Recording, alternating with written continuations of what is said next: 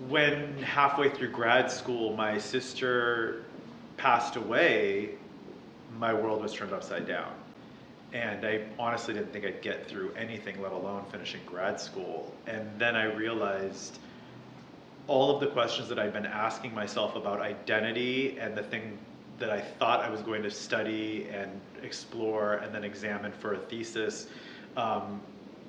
looking at how queer and LGBT community impacted my identity, and it became very clear that the focus would be on how my relationship with my sister impacted my identity and how she was actually the first person to recognize and vocalize It's okay. my being gay. Do what, Shiree? Like boys. You're cute. And we both love Patrick Swayze. Matthew reacts as if for the first time in his life, someone sees him as he is, without judgment. So that led to You're the one who always pauses dirty dancing when he's getting out of bed naked. looking back at our childhood and examining all of the times where I had an opportunity to live authentically, but I chose not to, and how she kind of conspired with me to keep this secret for a really long time. I won't tell anyone, ever. Matt, I love you. I'm sorry I told you to fuck off. I know. I love you too. My grandmother, I think, recognized it even before my sister did, except that my sister was the one that articulated it out loud. My grandmother made sure that I was nurtured and fostered it in bringing me to the library. Our grandma was constantly reminding us that we needed to get along. Blood was thicker than water. That one day, we would only have each other. And making sure that I saw like public performances in public spaces so that she could, or so that I could see that there were other people like me, but without acknowledging it vocally. The bigger my ego or personality or passion for this art and this industry grew, the more it shrank in my sister. And that was a big part of looking at this through the lens of my sister's eyes and seeing how, because if I'm going to look at how my relationship, how she impacted me, I have to look at how I impacted her. And so then, and that's a huge part of this play, was me imagining her response to something that either it was born out of a conversation that did happen in our past, or that I wanted it to happen, but she always shut it down for whatever reason. I got to kind of suppose her reasoning. And in doing that, I got to see how often I probably subconsciously bullied her into not following her dream of dancing or performing. Shiree didn't want this as much as I wanted it. So then Shiree started wanting this for me. And in our adult life, that became our relationship, is that my sister took over being my number one champion from my grandmother when she passed away. And so my sister then was a huge advocate for my continuation and my success. And at the same time, she wanted me to be home being back in Colorado where she had moved back to, because I think she knew her time on earth was limited, and also she wanted me close to her daughter, my beautiful niece. What has surprised you the most about directing the piece? Well, when I wrote it, it was cathartic. It was painful. I cried a lot, and I was reading a lot on sibling loss. There isn't a lot out there. I learned, that was the first thing I learned when I lost my sister, is that there's a lot of work out there and help out there for parents who have lost children and children who have lost parents. But there aren't a lot of books out there for siblings who have lost a sibling. The writing process, it was hard, but I anticipated it.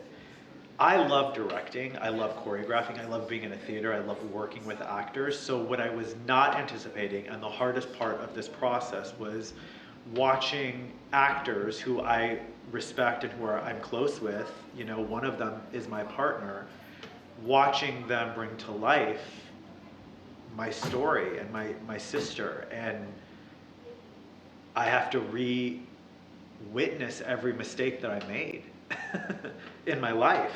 Watching it unfold on stage, that was hard. And it emotionally, I wasn't prepared for it as a director, and there were moments when I wanted the scene to go a different way, but it wasn't fair of me to ask the actors because it's in the text and they're reading it the way that it's written, and they're interpreting it the way that they interpret it. And so that was kind of hard because I'm like, well, that's where I got it wrong. See, I didn't see from my sister's point of view, but I get to see it through the actors.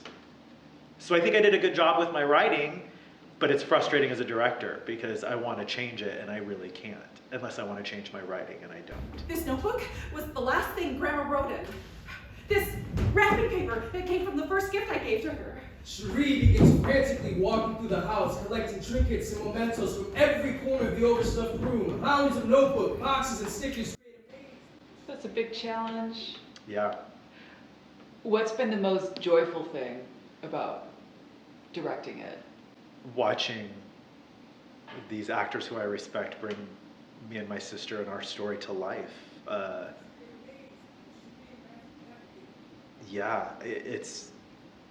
I will never get to see her on this earth again other than in a recording, or I hear her voice, in a voice message that I've saved. But this is the closest to working through. I can't. I don't want to.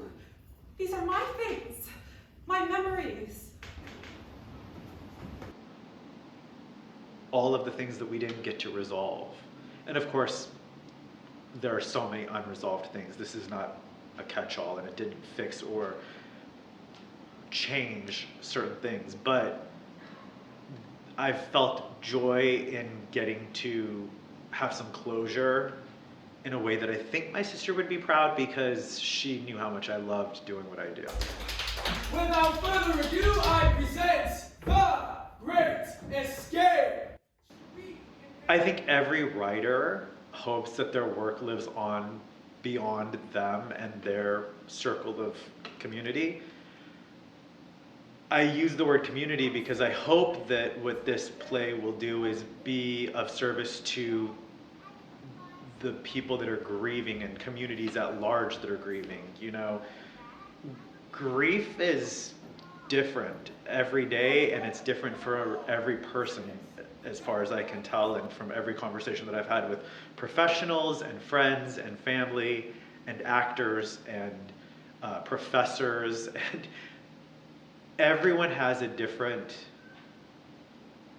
way of working through their grief and their loss. But what I think that I've done with this play is I've touched on moments in one's life that are universal and explored them in a way that we don't look at until we've lost someone. Just 10 more reps. This is how you get your life back. And we don't have these conversations in society, or at least not in American culture. We don't have conversations, I'm paraphrasing, but there's a version of what she says in the play, reminding me and my sister that one day we will be the only people that are like witness to the life that we've led. And that moment in the play always strikes me because my sister is gone. What did we do? That witness that would testify to my life, she knows where the skeletons are buried, she's gone.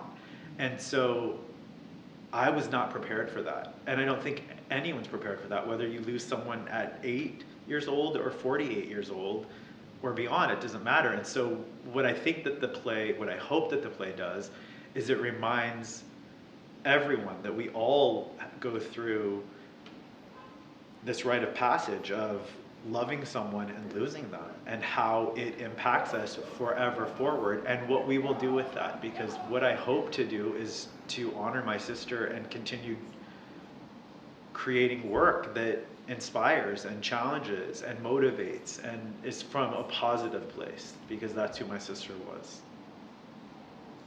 Thank you, Matthew. Thank you. I can see clear